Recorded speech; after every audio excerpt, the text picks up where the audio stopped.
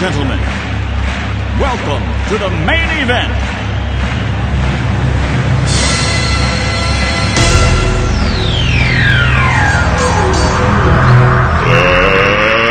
Let's get ready to rumble!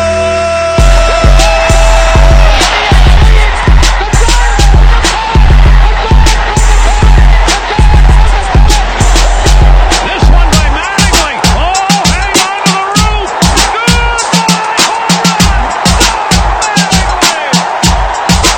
On Manny. Looking, throwing in the end zone. 5 seconds left in the game. Do you believe in miracles? Yes! Little roller up along first. Behind the man. It gets through Buckner. Here comes Knight, and the Mets win it.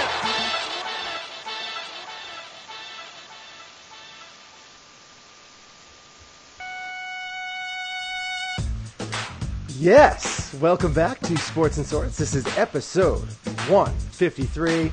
It is Saturday morning, and we go live on YouTube every Monday and Saturday at 10 a.m.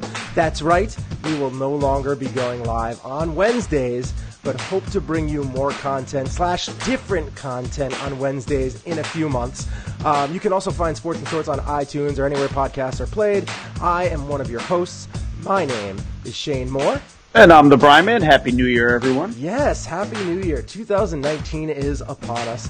And in 2019, you can still check us out on our Facebook page at facebook.com/Shane and the Bryman, or follow the show on Twitter at Shane and Bryman if you want to know when there are days like this where we go live a little earlier than normal. And of course, if you comment during the show, we will put it up on the screen.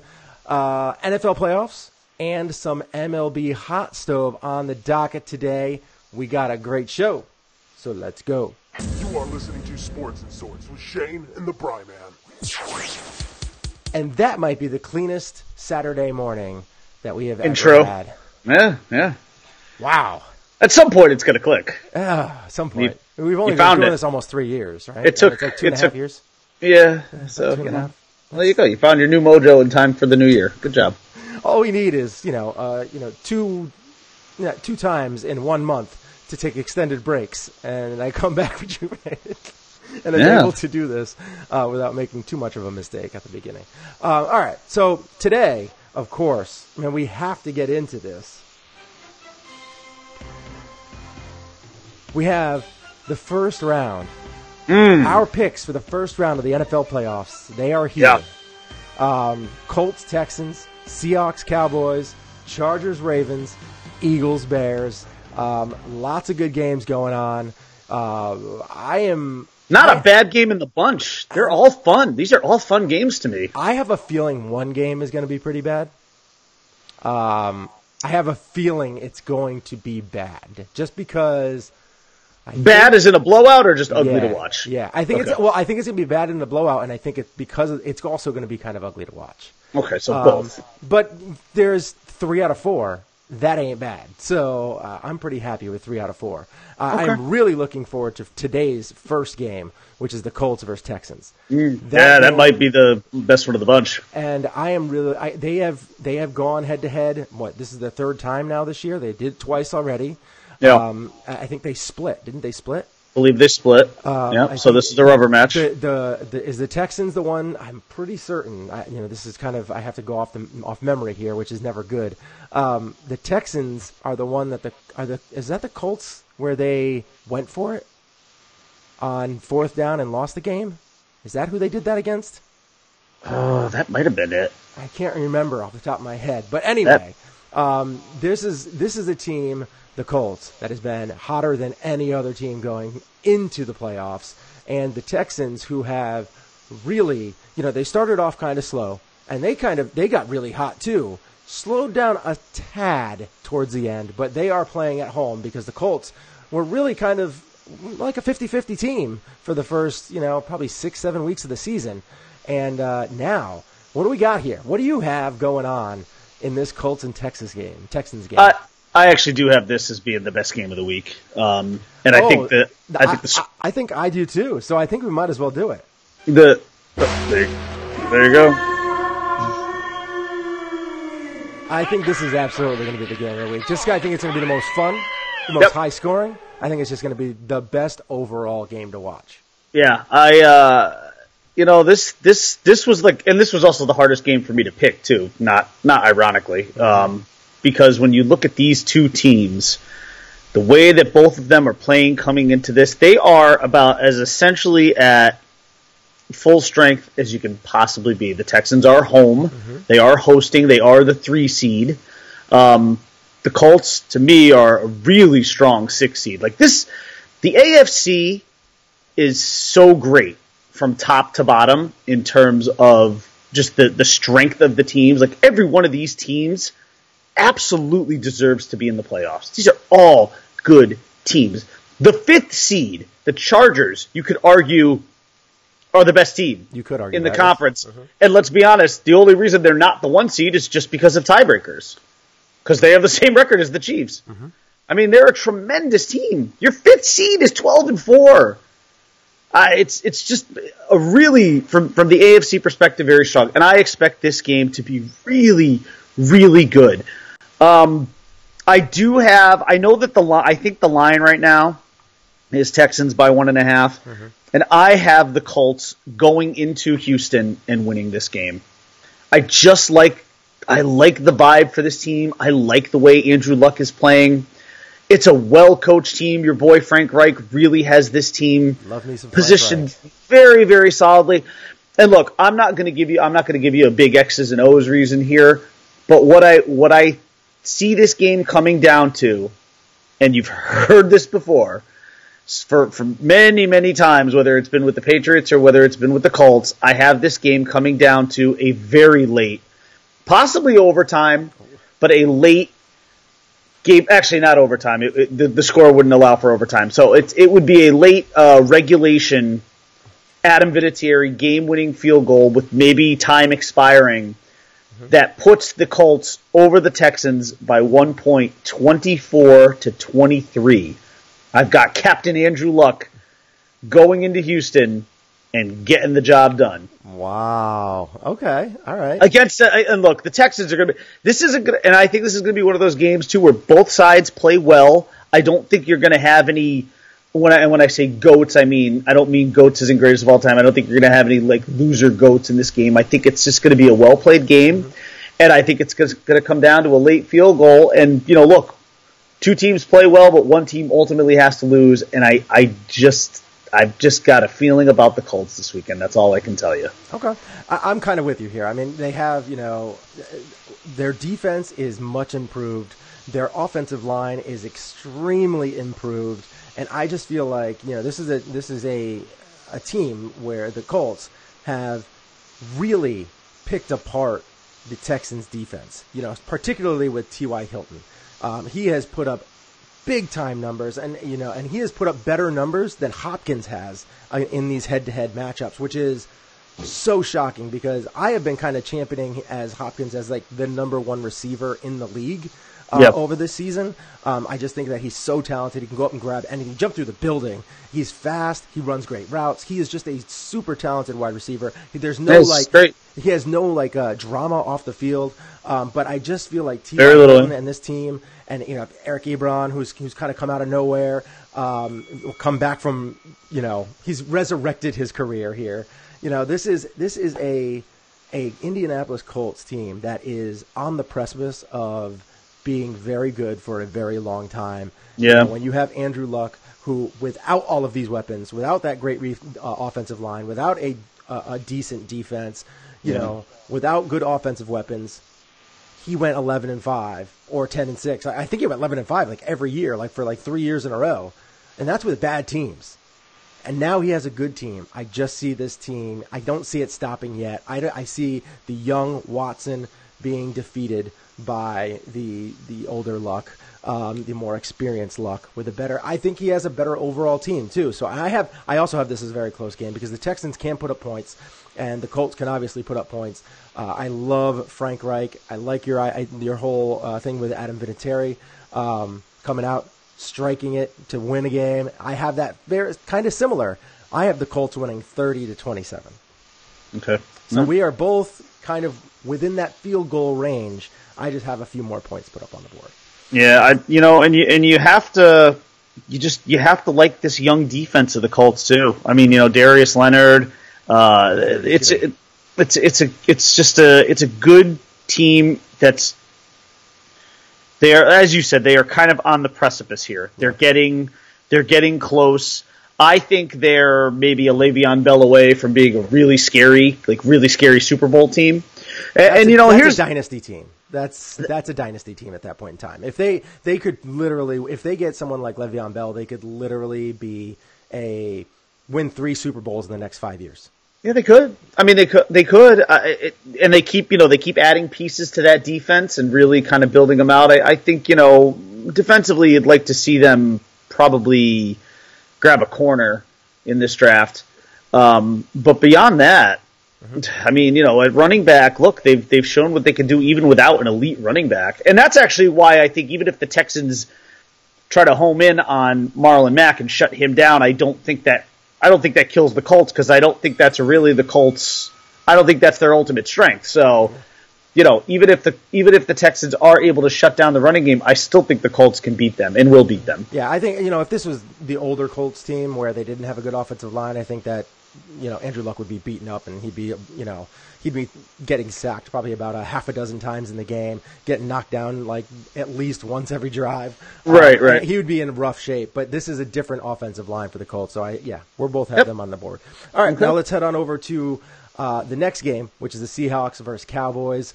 That is the game of the night. This is a kind of a Russell Wilson, and then you have, which is the 2.0 version of the Seahawks. The Dak Cowboys. So Dak Cowboys kind of like the poor man's version of Russell Wilson.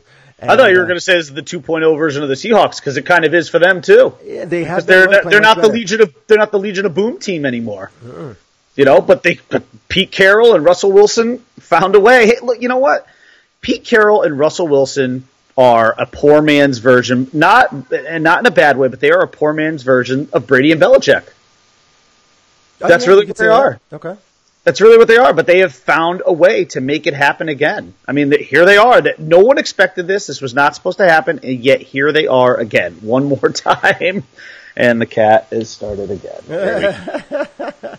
She does not like our pick so far. She's relentless. I even knew it. I'm thinking to myself, she's resting comfortably on the couch down here. She's fine. She's not going to make any noise. And here she is. She's making her noise. She just doesn't like me. She hears my voice, and she's like, oh, my God, I got to get out of here. So you can take me off screen while I exit her, and you can talk about the Seahawks and Cowboys, and I'll come back. Okay. I mean, I've already kind of mentioned it. I do think that this is, as the Seahawks are the 2.0 version of the Cowboys right now. The Cowboys, the only thing that the Cowboys do have is they have the defense. They have that D-line that's just incredibly good, so incredibly talented, can put so much pressure on the quarterback. But if there's a quarterback that can get out of danger, it is Russell Wilson. I mean, the guy is so fast, so elusive. He has that sixth sense, so to speak, that he can get out of the pocket when he feels the pressure, and he can rush for it. He could go the distance. That's how fast he is. He can outrun just about anybody on the defense. He is just an extremely talented running quarterback, and he's accurate, which Dak is not. He is elusive, which Dak is a little bit, but more because he's such a big body guy. And the one thing which shocked me is when it comes to the Cowboys and the Seahawks, is that I was actually shocked to find out there were some stats out there, and in the rushing yards, the Seahawks led the league in rushing yards per game at 160 rushing yards per game. Oh yeah, no, they're they've got multiple guys there though. They do, but I was shocked to see that. Usually when you have multiple guys, you don't do that well. I mean, the Chicago Bears have multiple guys. They were 11th. The Cowboys have Ezekiel Elliott. They were 10th. It was kind of shocking to see. And you know who's second? The Baltimore Ravens, who we're going to be talking about in a little bit, which, we all thought, Collins was going to have a good year. Well, Collins wasn't the main guy all the time. I mean, he did not put up those numbers. I mean, obviously, Jackson was a big reason for that. But, Los Angeles Rams, they were third, and they have Gurley. And that is something that you kind of would expect. But the Seahawks finishing at 160, and that is a pretty wide margin. I mean, they were above the Cowboys. They have almost 40 more rushing yards per game, which is shocking. If you said, oh, man, the Cowboys have Ezekiel Elliott, they're definitely going to have more rushing yards in this game. They could. They absolutely could, but I just don't see it happening. I see that the Cowboys, they will get to Russell Wilson. Russell Wilson will find ways to get out of the pocket and make plays or make plays with his legs.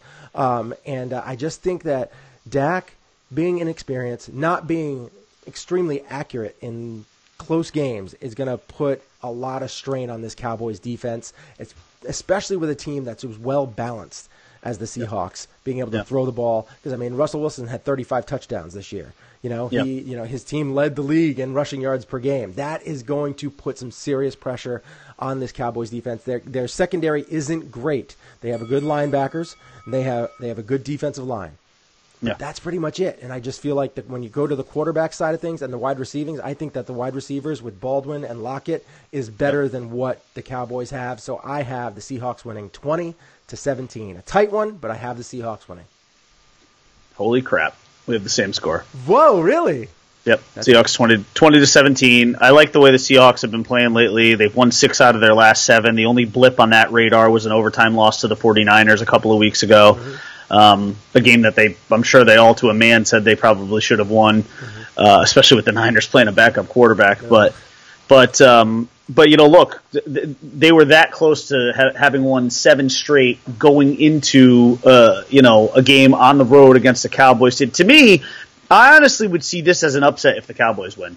I really would, because the Cowboys really don't have any playoff pedigree to speak of, other than the fact that, yes, they were in the playoffs a couple of years ago at 13-3 with Dak. But this might as well be like a completely different team. It's not really even like the same, you have Dak. So it is good that Dak has a little bit of playoff experience.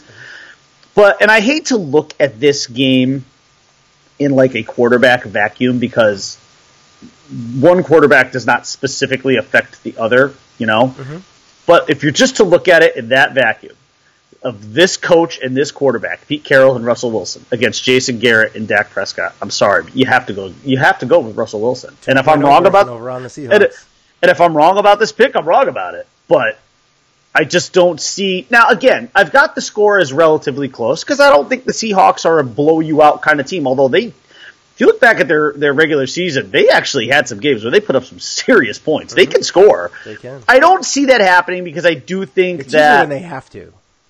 Yeah, right. It's more like a play to competition thing, but they play to competition in a good way. They don't play down to it. They sort of play up to it. Like if you look at the games where, I at least one of the games against the Rams, it was like 38-31. I know they lost twice to the Rams.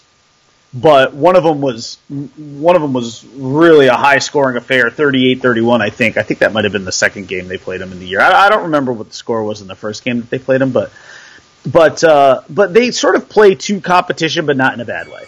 And I just think, look, to me, this just comes down to Russell Wilson. To me, we talked about this a few weeks ago, where like if I had to pick a quarterback to start a big game, I might actually lean towards Russell. Of all the guys out there right now, including Brady, including Rodgers, including Breeze, including Roethlisberger, I might lean towards Russell Wilson. I just trust this guy in big moments. And here's the other thing very quickly about the Cowboys. They were the best team in a really bad division. I mean, a relatively bad division. Not really bad, because the Eagles did come on and did sort of get they made their way to the playoffs, so we'll be talking about them in a few minutes. But ultimately, the Redskins were duds. The Giants were bigger duds. The Giants were, by many people, expected to win this division. It just was not a great division. To their credit, they did what they had to do. They took care of business. But are they really that good of a team? I honestly don't think so. I really don't. I think in the NFC they might be. I know they're good. I know they got a home game here, and I know they're 10-6, but I think they might actually be one of the worst teams in the playoffs. Period. Yeah, like I said, I had said this. I started at the beginning of the year. I said this from in the middle of the season, even after they got Amari Cooper, is that the Dallas Cowboys are a above average team. Yeah, they're an above average team. That's where team. they're going to be with the team that they have, with Ezekiel Elliott, who's one of the best running backs in the league. But Dak is not he's an average to slightly above average quarterback. You have a D-line that's very good, probably one of the best in the league. A linebacking core that's really good, not the best in the league, but really good. And then you have a secondary that's probably a little below average. And then you have, just the rest of it, their wide receiving core. I mean, Amari Cooper, he's a number one, but he's probably in that bottom third number ones. Like he is good on that team for now. Yeah, he's good. He's good. But he's not great. He's not something that you can count on week in and week out. All right, so we both pick the Seahawks. We both got 20-17. All right, now let's head on to the game that I'm really looking forward to watching, but I'm nervous about. I'm really nervous. Okay. It's a 1:00 game tomorrow. That's the Chargers versus Ravens, because obviously you and I have both talked about how much we like Phillip Rivers. Yeah, and he's going. This is his big chance. He's going up against the best defense in the league. And that is the Ravens. This is on coming, the road, and you have Phillip Rivers, who's had a bunch of turnovers in the last couple of games, which is nerve-wracking. But you do get Melvin Gordon back. You do have a healthier defense in general, because you have Bosa. You have the team is finally coming together at the right time and being healthy at the right time, which is very rare for something that Phillip Rivers has had. And he typically doesn't even have like a great, well-balanced team. Now he's got a pretty decently balanced team. And they're all healthy at the right time. So I am really hoping that these Chargers can charge through the playoffs, because this is a team that if they were ever going to do it in a kind of a down year, this would be the year, because the Patriots aren't as good as they were. The Steelers were garbage this year. The Chiefs have weaknesses in their defense, like serious weaknesses in their defense. The Rams have proved to have chinks in their armor. Like, there is no juggernaut of a team. The one juggernaut of a team is the Saints, and the Saints have gotten spanked by the Cowboys. So, like, this is kind of more wide open than it's ever been in the playoffs for a team to sneak through. You could legit make a case for the Eagles to make a case to go back to the Super Bowl. You could legit do that. You could make a case. I think there's any team on the board right now I suppose you could make a case for it. I am going to take the Chargers here. The Ravens, I just feel like Jackson is going to make mistakes. He plays up to his competition usually, but I feel like this game can rattle, the playoffs can rattle any quarterback. And that's an experienced quarterback it can rattle. This is brand new for him. I just don't see him stepping up to the plate here. I feel like this is where the game just gets taken to another level. Like the NFL is so much faster of a sport than it is in college, and I think it gets taken up another notch. And I feel like with the Chargers having them being all around Jackson, with Bosa, I feel like they're going to be all over him, and he's going to make some mistakes either throwing the ball or running the ball and getting fumbled. I think there's just going to be some seriousness that's going to go on. I'm really looking forward to it. I'm picking this game with my heart. I'm being very honest about that. I have the Chargers winning this game 24-17. I feel like they're just going to take advantage of some of those mistakes that Jackson makes, which is going to allow them to score a little bit more. And I feel like the Ravens just aren't going to be able to put up a ton of points. Yeah, I think we have a similar approach to this game. I've got the Chargers 27-16. Little bit more separation, but a little closer than that score might actually indicate. Okay. Look, this is Lamar Jackson's first foray into the playoffs. He's leading this Ravens team with their stellar defense, at least in a home game, against the Chargers. And, on the bench, you've got Joe Flacco sitting there waiting just in case something goes wrong, Mm-hmm. Joe Cool. Yeah, he's my guy. I hope he's the Dolphins quarterback next year. I hope he's the Dolphins quarterback. I do, because because first of all, the Dolphins I think right now are saddled with the 12th or 13th pick, shocking. And they aren't going to now with Herbert being out of the draft and going back to Oregon, I just don't see a situation where there's going to be a really good quarterback for the Dolphins at that spot. And even if they trade up, how much do you love any of these guys? How much do you love Drew Lock? Right now, there's a hashtag going around. It applies to the Dolphins and a number of other teams, which is tank for Tua. so that you can draft the Alabama quarterback in next year's draft. And I'm on board with that. Of course, that's the fans' mentality. The players are going to win, and of course the Dolphins will figure out some way with a new coach and they'll figure out some way to finagle 6 wins next year, and they'll be right back in the same spot. But but look, as far as this game goes, the Chargers just have too much. There's too much on offense for them, I think, to get completely shut down. Yes, I think this Ravens defense is good, but the Chargers just have way too many ways that they can get to you. I mean, even Stephen A. Smith's favorite player, Hunter Henry, is back in this game. So there's just too many options for the Chargers. And the truth is, there's just not enough options offensively for the Ravens. And look, I love Lamar Jackson. Huge Lamar Jackson fan. I believe wholeheartedly that guy's going to win a Super Bowl, because I think he's got winner written all over him. I believe there's something special about him. I know a lot of people might say, "Oh, I don't love the fact that he's such a running quarterback." But you know what? He's got some accuracy issues, but that's not anything I don't think he can clean up. And I think he can morph into. I'm not going to say he can morph into Russell Wilson, because that's high praise. But can he be close to that? I think he could be. I think once he becomes less reliant on his legs, I think he absolutely could become that. And I think as he matures, he will become that. His arm is probably a little bit of a concern. But look, in a game like this, I know that they're going up against a 5 seed and they're hosting the 5 seed, but they might as well be playing the 1 seed, because that's how good the Chargers are. Yes, they have not played as great. Phillip Rivers has not played great in the last couple games. He has thrown picks. But you know what? It's just not. It's too much too soon for a Ravens team being led by a rookie quarterback. It really is. And and also there's part of me really hoping that the Ravens lose this game too, for another reason, which is that I don't want John Harbaugh to fall in love with this team all over again. I want the Dolphins. I want the Dolphins to be able to trade for him. I think it's going to be a high price to trade for him, but I want the Dolphins to be able to get him. I mean, he would be my very top choice. I actually kind of said that for the last few weeks, that he's the guy I'd really, really want for them to get. It's not going to be easy, because the Ravens are going to demand a lot in a trade. But you know what?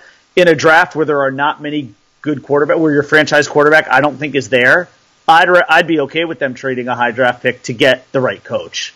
So I want the Ravens to lose this game, and maybe even in a bad way too, so that Harbaugh kind of goes out on a little bit like of an ugly note, because the Ravens in the last few weeks have started to show him love, and they're starting to talk about contract extensions with him. So I don't want him to have any more reasons to stay there. I'm hoping that it's run its course with him and the Ravens. Out then. I kind of do in a way. But, I don't think that will happen. I know the score I gave sort of sounds like a blowout. It's an 11-point, but I don't think it's going to be that bad. I think it's one of those games that's closer than that. But I just think the Chargers have too many weapons here. So 27-16. So I almost said San Diego, LA. All right, let's get on to let's see. Mel Kiper says you can't teach accuracy. Well, that's kind of ironic. That's kind of ironic coming from Mel Kiper, because he's not the most accurate guy when it comes to a talent assessment. So I am not a big fan of Mel Kiper either. But all right, let's go on to the Eagles versus Bears. This is a matchup where I don't know how the Eagles ended up managing to get into the playoffs, but they did, and they are playing the Bears in the first round, which is very unlucky for them. The Eagles are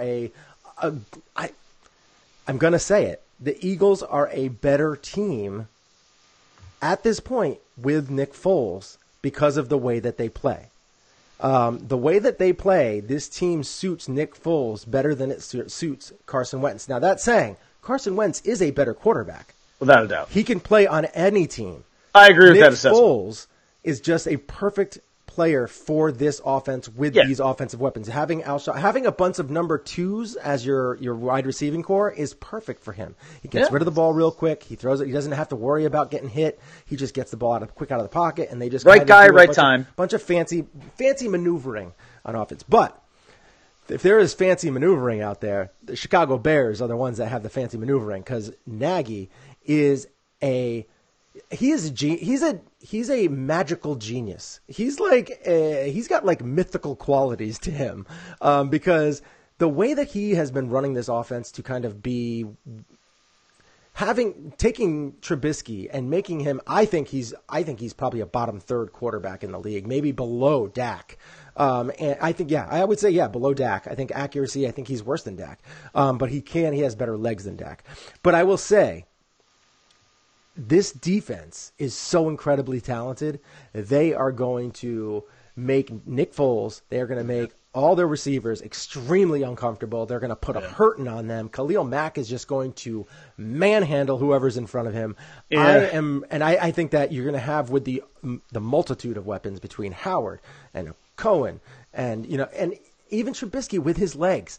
And this is against an Eagles team, which is a pretty good run defense team. I still expect the Bears to end up putting up probably somewhere out of the backfield, with little dump offs here and there. They're going to put up probably close to 200 yards because Tariq Cohen's just going to be running wild. You're going to have Trubisky's going to be running wild, and Josh Howard's just going to be that guy who's going to keep pounding on you up the middle, just keep pounding on you and tiring out that D-line.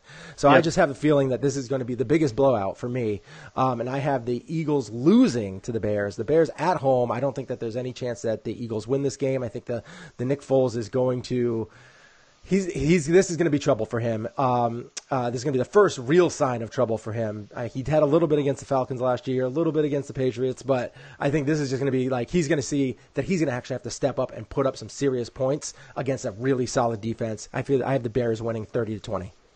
Well, okay. I have the Bears winning 20-13.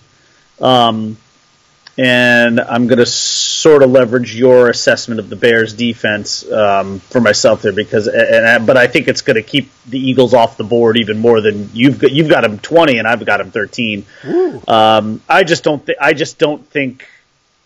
the Eagles are going to have a hard time moving the ball. I think you're going to have a lot of pressure in Nick Foles' face, and here's something to remember. Nick Foles, throughout last year's playoffs, I think had a relatively clean pocket.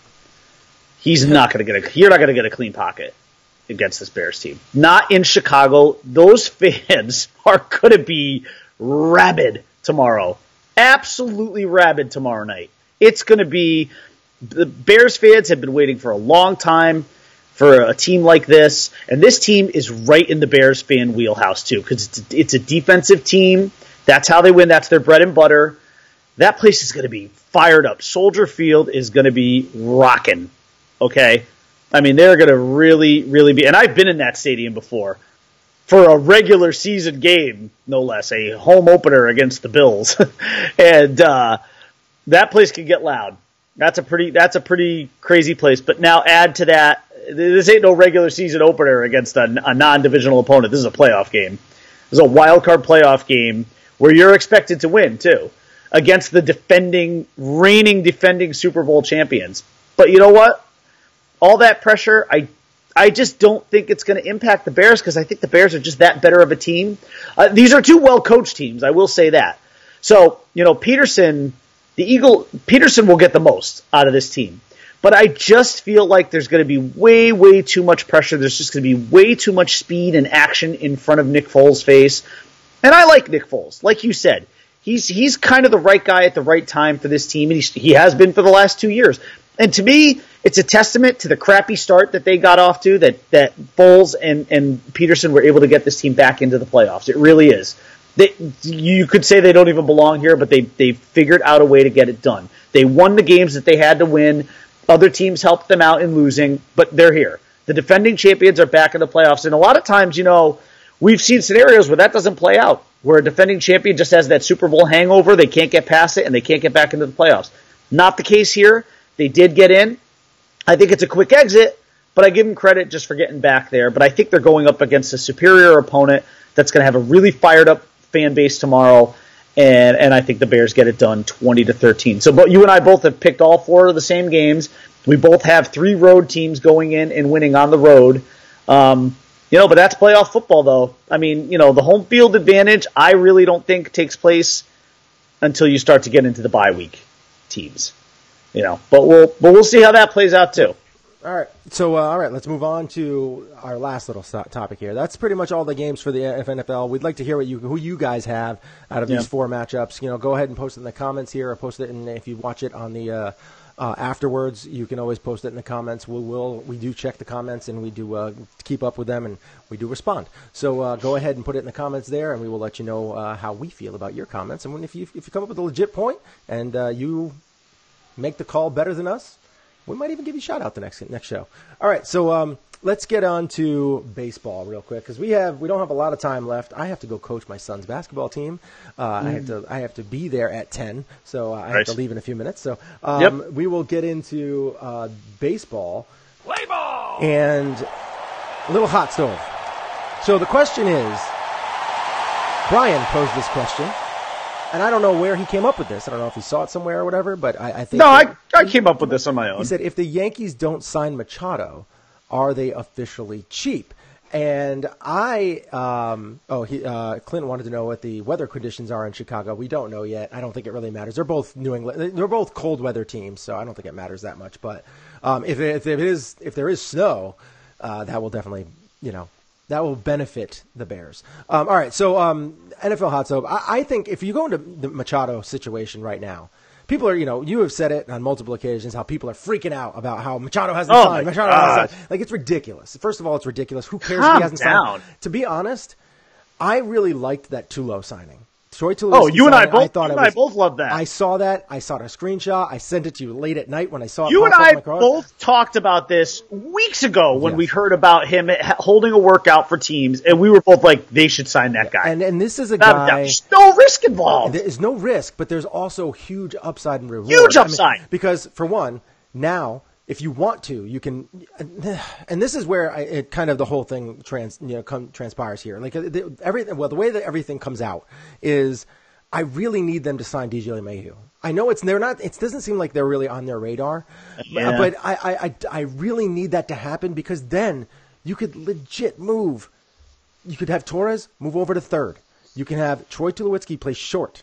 Then you could have DJ LeMahieu play second. Now you've already have a just as good, if not better, defense than you did last year. And then, on top of that, when Didi comes back, you put him back at short. And then you can kind of shift people around, use Chulo at second, use him at third, use him at short to give people rests.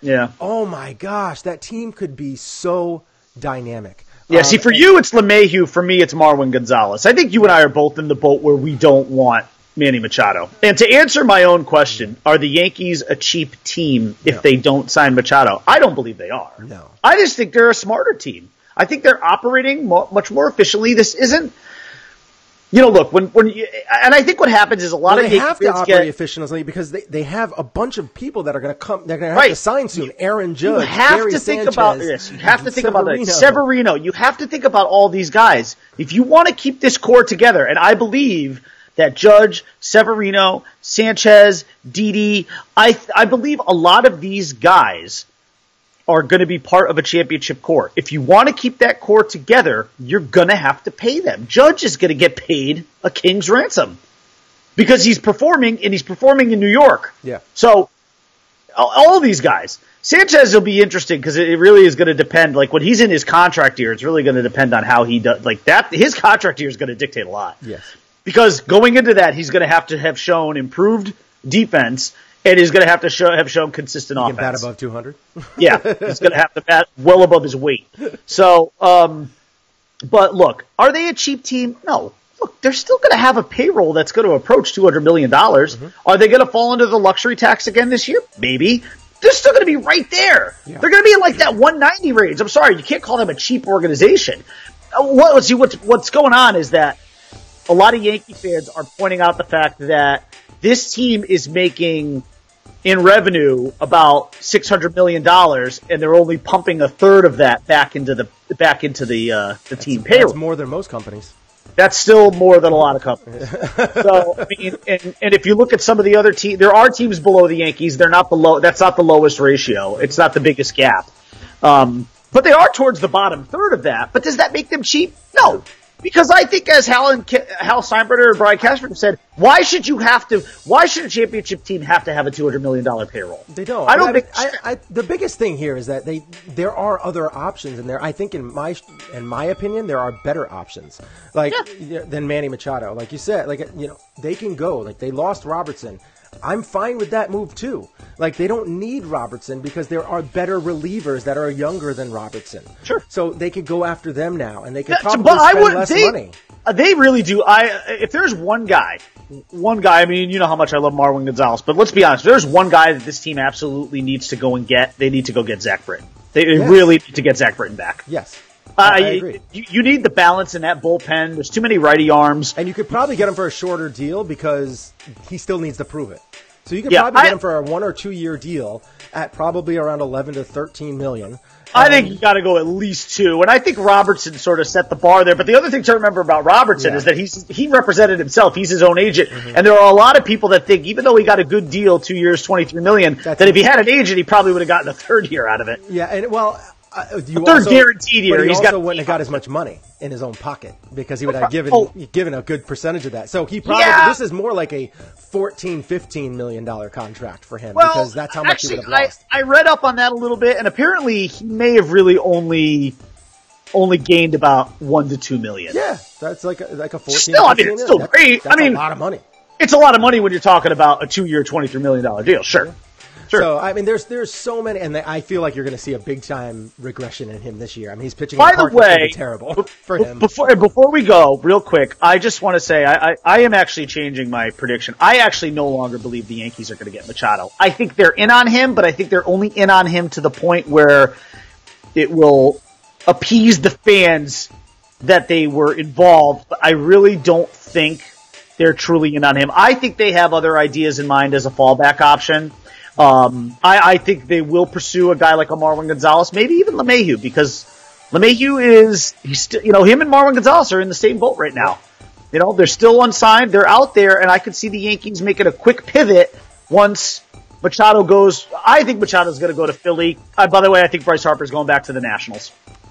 That was I said that a long time ago, and He's going back there. I see it could happen. I can see it could happen. Yeah, I can see it. What's up, Brandon? How you doing? Thanks for joining us. I know this is really early for you. He is one of the top DJs in Connecticut over here, and he is usually up very late at night on the weekend. So I don't know if he had the very, very, very rare night off last night, or if he's just happened to get up really early because he's looking to spend time with the family. But yes, pivot. The great. Hey, another Friends reference right here. Anyway, Damian had mentioned he really wanted Robertson in that deal with that deal that the Phillies got. I was just happy that Robertson didn't go to Boston. And Clint had said Judge will get A-Rod money, and as of right now, he will get a huge contract. He'll get a big contract. I don't know if it'll be quite. He's not going to get that. a 10-year deal. Nobody's getting it. I don't think they're ever going to see a 10-year deal ever done again. He won't get a 10-year deal because when he does hit free agency, I think he's going to be 28 or 29. Yeah. So he's not getting that. He's going to and I think that the Yankees are being very smart, and this is what I'm going to leave off on before we sign off.